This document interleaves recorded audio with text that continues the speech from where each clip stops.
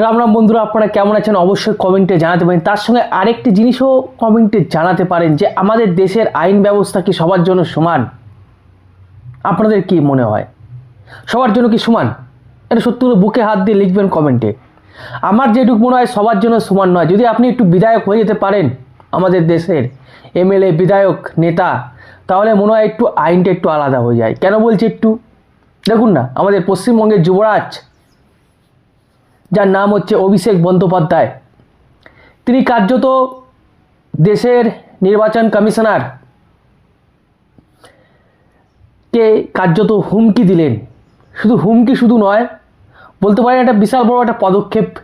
তার যে কথার যে ভঙ্গি, যার স্টাইল, তিনি যেভাবে হুমকিটা দিলেন দেশের নির্বাচন কমিশনার জ্ঞানেশ কুমারকে, আগে ভিডিওটা দেখুন, তারপরে আমি আরও কিছু কথা বলছি। আগে জাস্ট অভিষেক বন্দ্যোপাধ্যায়ের হুমকি দেওয়ার ভিডিওটা দেখুন একবার। ওয়ার্নিং দিয়ে যাব as a parliamentarian, as a representative of the people, মানুষের প্রতিনিধি হিসেবে, যে আজ নয় কাল সরকার কিন্তু বদলাবে। জ্ঞানেশ বাবু, দেশ ছেড়ে পালাবেন না।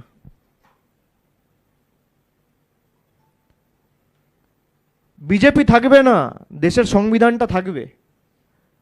অমিত শাহ থাকবে না, দেশের সংবিধানটা থাকবে। যেখানে যাবেন খুঁড়ে নিয়ে আসবো, জবাবদিহি মানুষের কাছে দিতে হবে। তো আপনারা দেখলেন সেই ভিডিও, যেখানে দেশের সর্বোচ্চ মানে কি বলবো, দেশের নির্বাচন কমিশনার কে হুমকি দিচ্ছেন কার্যত। আর এইখানটায় কিন্তু প্রশ্ন উঠেছে যে তার বিরুদ্ধে কেন কোনো মামলা হবে না? অবশ্যই তার বিরুদ্ধে কেন মামলা হবে না? তিনি যেভাবে দেশের নির্বাচন কমিশনার জ্ঞানেশ কুমারকে হুমকি দিলেন, আপনারা শুনলেন। আর এইটাই কিন্তু প্রশ্ন উঠেছে যে তার বিরুদ্ধে কেন কোনো মামলা হবে না। এইটাই যদি কোনো সাধারণ মানুষ বলে থাকে, মানে আমি আপনি যদি বলতাম, তাহলে এই মমতা ব্যানার্জির পুলিশই 1 থেকে 2 ঘন্টার মধ্যে আপনাদের ধরে জেল হেফাজতে পাঠাতো। তাহলে বুঝতে পারছেন তো আমি যেটা দিয়ে শুরু করেছিলাম, যে প্রশ্নটা, যে ভারতবর্ষের আইন মনে হয় সবার জন্য সমান নয়। যদি আপনি একটু এমএলএ টেমএলএ হয়ে যান বা একটু নেতা যদি হয়ে যান, তাহলে মনে হয় একটু ছাড় পাওয়া যায়। না হলে কেন এরকম রংবাজের মতন বক্তৃতা দিয়েও, কার্যত হুমকি দিয়েও তার বিরুদ্ধে কোনো মামলা হলো না বলুন তো? অবশ্যই এটাই প্রথম নয় বা এটাই শেষ নয়। এর আগে থাকতেও যদি কোনো ব্যবস্থা নিতে পারতো ইডি, তাহলে কিন্তু এই বাতেলা মিডিয়ার সামনে এসে এটা দিতে পারতো না। তো কী হয়েছিল আপনারা সকলেই জানেন। পিএমএলএ, প্রেভেন্সিয়াল মানি লন্ডারি কেস, যেটা ভারতবর্ষের বিশাল কঠোর একটি আইন, যেখানে ইডি 1 টাকার সম্পত্তি যদি বাজেয়াপ্ত করে, তাহলে তার কিন্তু ওই জামিন অযোগ্য ধারায় মামলা চালু হয়, জেল হেফাজত হয় বা জেল হয়। কিন্তু একটা জিনিস আমি বুঝতে পারি না, ইডি তদন্তের রিপোর্ট দিল, তারপর কলকাতা হাইকোর্টে অমৃতা সেনার এজলাসে বিচারাধীন হলো, এবং সেই বিচারে অভিষেক বন্দ্যোপাধ্যায়ের 150 কোটি টাকার সম্পত্তি বাজেয়াপ্ত হলো। আপনারা নাম তো শুনেছেন, লিভস অ্যান্ড বাউন্স কোম্পানি। সেই কোম্পানির কেন? কারণ সন্দেহ ছিল এই লিভস অ্যান্ড বাউন্স কোম্পানির যে 150 কোটি টাকা সম্পত্তি, সেটা ওই শিক্ষা, বুঝতে পারছেন তো, 26,000 শিক্ষক দুর্নীতি হয়েছিল, সেই টাকার মাধ্যমে তৈরি হয়েছিল, বা সেই টাকার থাকলেও থাকতে পারে, সেই সন্দেহর বশে তার 150 কোটি টাকার সম্পত্তি কিন্তু বাজেয়াপ্ত করা হয়েছিল। কিন্তু আশ্চর্যের বিষয় হলো, এই যে বাজেয়াপ্ত করা হলো, কিন্তু অভিষেক বন্দ্যোপাধ্যায়কে কিন্তু গ্রেপ্তার করা হলো না। এর আগে আমরা দেখেছি দিল্লি মুখ্যমন্ত্রী কেজরিওয়াল, তাকেও কিন্তু এই মানি লন্ডারির কেসে অ্যারেস্ট করা হয়েছিল জামিন অযোগ্য ধারায়। ঝাড়খণ্ডের মুখ্যমন্ত্রী হেমন্ত সোরেন, তাকেও কিন্তু গ্রেপ্তার করা হয়েছিল এই মানি লন্ডারির অ্যাক্টের মাধ্যমে, এবং জামিন অযোগ্য ধারায় মামলা করা হয়েছিল। কিন্তু এখানে সত্য হলেও এটা সত্য যে পশ্চিমবঙ্গের ক্ষেত্রে, পশ্চিমবঙ্গের যুবরাজের সম্পত্তি বাজেয়াপ্ত করা হলো 150 কোটি টাকা। ভাবতে পারছেন, 150 কোটি টাকার সম্পত্তি বাজেয়াপ্ত করা হয়েছিল, কিন্তু কোনো একটা শক্তির ফলে তাকে অ্যারেস্ট করা যায়নি, বা কেন্দ্র থেকে কোনো সবুজ সংকেত আসেনি, তার জন্যই তাকে অ্যারেস্ট করা হয়েছিল না বা অ্যারেস্ট করা হয়নি। তাকে যদি আজকে অ্যারেস্ট করতো, তাহলে এরকম বড় বড় ফুটুনি মারতে পারতো না, যেগুলো রংবাজের মতন ফুটুনি, রংবাজের মতন বক্তব্য আপনারা শুনতে পারলেন দেশের নির্বাচন কমিশনার জ্ঞানেশ কুমারকে কীভাবে হুমকি দিচ্ছেন তিনি। এখানেই শেষ নয়, তিনি আরও অনেক কিছু বলেছেন, সমস্তটা দেখাবো।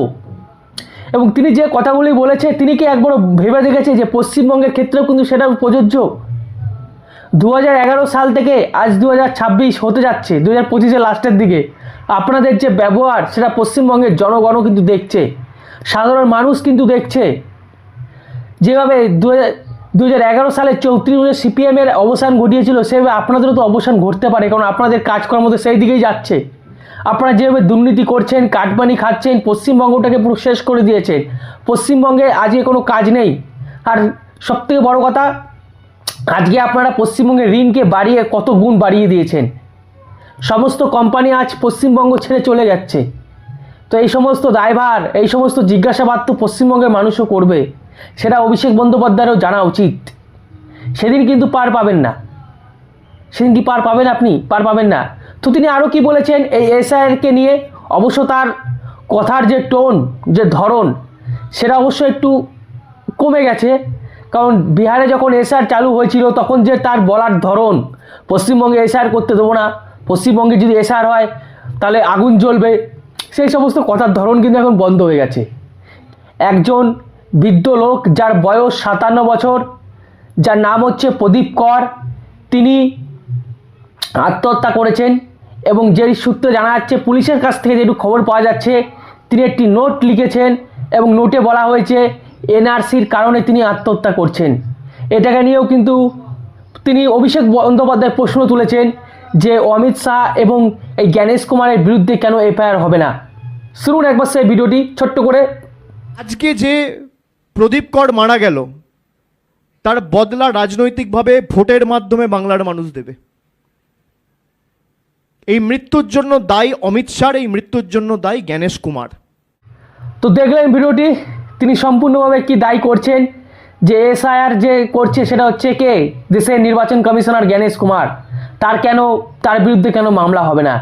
এরপর আমি একটু কথা বলিনি, এখানটা আমার কিছু বলা উচিত। এই যে লোকটি, ভদ্রলোকটি যদি মারা গেছেন, সত্যি করে যদি এনআরসির কারণে যদি লোকটি মারা যায়, তার দায়ভার সম্পূর্ণ আমাদের রাজ্যের মুখ্যমন্ত্রী মমতা বন্দ্যোপাধ্যায় এবং অভিষেক বন্দ্যোপাধ্যায়। কেন? কারণ এই এসআইআরকে তারাই মানুষের কাছে ভুল ছড়িয়েছে, ভুল বার্তা প্রচারণ করেছে তারাই, আর ভুল বার্তার কারণে এই ঘটনাটি ঘটেছে। আর আপনারা সকলে জানেন, মিডিয়ার সামনে যদি ভুল বার্তা ছড়ানো হয়, তার জন্য কিন্তু তার বিরুদ্ধে কিন্তু মামলা হয়, এফআইআর হয়। কটা মামলা হয়েছে? কারণ মাননীয় মুখ্যমন্ত্রী বলেছিলেন প্রথম, এসআইআর হচ্ছে পিছন দিক থেকে এনআরসি কে কারা দাবি করেছিল? তৃণমূল কংগ্রেস, মাননীয় মুখ্যমন্ত্রী মমতা বন্দ্যোপাধ্যায় এবং অভিষেক বন্দ্যোপাধ্যায়। তো তারা সাধারণ মানুষকে ভুল বুঝিয়েছে। এসআইআরটাকে তারা এনআরসি রূপে মানুষের সামনে নিয়ে গেছে। আর এই ভুল বোঝাবুঝির কারণেই আজকে একজন মানুষের আত্মহত্যা ঘটেছে। আর এর জন্য দায়ভার কার নিতে হবে? আমাদের রাজ্যের মুখ্যমন্ত্রী মাননীয় মমতা বন্দ্যোপাধ্যায়। কারণ তিনিই মানুষকে ভুল বুঝিয়েছেন যে এসআইআর হচ্ছে এনআরসি। দেখুন সেই ভিডিও, আপনাদের সামনে আমি রাখছি সেই ভিডিও। এটা এসআইআর না, এটা এনআরসি। এবং আমি শুনেছি স্বরাষ্ট্রমন্ত্রী নিজে কোনো একটা পার্টির মিটিংয়ে কিছু ইনস্ট্রাকশন দিয়ে গেছেন এবং সেখানে বলেছেন যে অনেক নাম আমরা বাদ দেব। ওনারা বাদ দেবার কে? আজকে ওনারা ক্ষমতায় আছেন, কালকে নাও থাকতে পারেন। সুতরাং আমি মনে করি এটা এসআইআর নয়, এটা এনআরসি করার চক্রান্ত চলছে। আমরা ধিক্কার জানাচ্ছি বিজেপি পলিটিক্যাল পার্টিকে এবং গভর্নমেন্ট অফ ইন্ডিয়ার এজেন্সিগুলোকে। তো আপনারা দেখলেন মাননীয় মুখ্যমন্ত্রী কি বলছিলেন তিনি এসআইআরটাকে। আমি শুনেছি মিডিয়াতে সামনে এসে কেউ যদি ভুল খবর ছড়ায় তাহলে তার বিরুদ্ধে মামলা হয়। এসআইআরটাকে তিনি এনআরসি বলে আখ্যা দিয়েছিলেন এবং সাধারণ মানুষকে ভীতু সম্রাত করেছে। তার ফলে আজকে একটি ঘটনা ঘটেছে। তো আমি তো যেটুকু দেখি, তার সবার প্রথম যার দায়ভার সেটা তো আমাদের রাজ্যের মুখ্যমন্ত্রীর মাননীয় মমতা বন্দ্যোপাধ্যায়। তার বিরুদ্ধে কোনো মামলা হবে? এই যে প্রদীপ কর নামে যিনি আত্মহত্যা করেছেন, সত্যি করে যদি এনআরসির কারণে হয় তাহলে সম্পূর্ণ দায় মাননীয় মুখ্যমন্ত্রীর। কারণ তিনি এসআইআরটাকে এনআরসি বলেছিলেন মিডিয়ার সামনে, তো সম্পূর্ণ দায়ভার তো তার নিতে হবে। আর একটা কথা, অভিষেক বন্দ্যোপাধ্যায় এখানেই কিন্তু থেমে যাননি, তিনি আবার চ্যালেঞ্জ ছুড়ে দিয়েছেন। কারণ অনেক তো বলেছেন এসআইআর যেহেতু তৃণমূল বাধা দিচ্ছেন, তার কারণটা হচ্ছে দেখুন বিভিন্ন রাজ্যে হচ্ছে। আমি বললাম 12টা রাজ্যে হচ্ছে, কোনো রাজ্যেই কিন্তু কোনো ঝামেলা হচ্ছে না। সব থেকে বেশি ঝামেলা হচ্ছে পশ্চিমবঙ্গে। কেন হচ্ছে বলুন তো? কোনো কি ভয় আছে? কোনো কি ভয় আছে যে তৃণমূল হয়তো হেরে যাবে? হেরে যেতেও পারে। অভিষেক বন্দ্যোপাধ্যায়ের কথাই ভাবুন, যিনি ডায়মন্ড হারবার থেকে 8 লক্ষ ভোটে জয়ী হয়েছেন। ভাবতে পারছেন? 8 লক্ষ ভোটে। একটু যদি জল না মিশানো হয় 8 লক্ষ ভোটটা আসবে কোত্থেকে? একটু যদি ডুপ্লিসিটি না করা হয় 8 লক্ষ ভোটটা আসবে কোত্থেকে? আর এই এসআইআর হলে তাদের খেল খতম হয়ে যাবে, তাই কি তারা ভয় পাচ্ছেন? তার প্রেক্ষাপটে অভিষেক বন্দ্যোপাধ্যায় একটি বক্তব্য রাখলেন। তিনি চ্যালেঞ্জ জানালেন বিজেপিকে যে 50টা আসন পেতে দেবো না বিজেপিকে, চ্যালেঞ্জ রইল। সেই ভিডিওটা আমি আর দেখাচ্ছি না, ওটা অনেক বড় হয়ে যাবে। তো তিনি চ্যালেঞ্জ দিলেন বিজেপিকে এবারও এসআইআর নিয়ে, যে এসআইআর করার পরেও বিজেপিকে হারাবো এবং 50টা আসনে সীমাবদ্ধ রাখবো। তার একটু আমি চ্যালেঞ্জের একটু ইতিহাসটা বলি। তিনি চ্যালেঞ্জ করেছিলেন বিজেপি বিধায়ক সৌমিত্র খানকে। তিনি চ্যালেঞ্জটা করেছিলেন সৌমিত্র খানকে বা সৌমিত্র খাঁকে তিনি চ্যালেঞ্জ করেছিলেন, তাকে হারাবই, কিন্তু পারেননি। তিনি চ্যালেঞ্জ করেছিলেন বিজেপি বিধায়ক অর্জুন সিংকে যে তাকেও হারাবো, কিন্তু পারেননি। তো বাংলার মানুষ এখন এই অভিষেক বন্দ্যোপাধ্যায়ের চ্যালেঞ্জটা কীভাবে গ্রহণ করে সেটা একটা দেখার বিষয়। কারণ যাদের কথার কোনো দাম নেই, যিনি বলেছিলেন ডবল ডবল চাকরি দেবেন, যখন তাকে জিজ্ঞেস করা হয়েছিল একজন সাংবাদিকের পিছনে পুলিশ লেলিয়ে দিয়েছিলেন, আপনাদের হয়তো মনে আছে। তো বাংলার মানুষ এবার দেখা যাক যে এই অভিষেক বন্দ্যোপাধ্যায়ের চ্যালেঞ্জটাকে ঠিক কীভাবে অ্যাকসেপ্ট করে।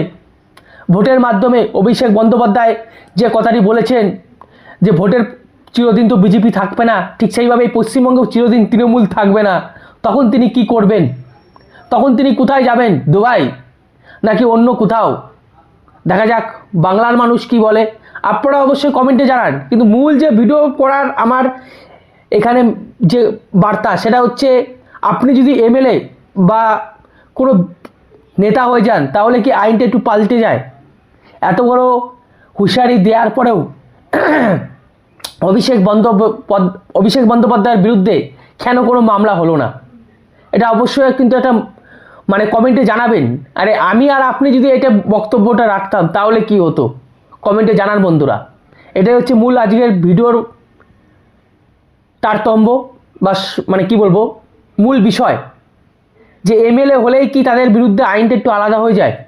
অবশ্যই কমেন্টে জানার বন্ধুরা। তো ভালো থাকুন, সুস্থ থাকুন। রাম রাম, ভারত মাতা কি জয়, বন্দে মাতরম, জয় শ্রীরাম।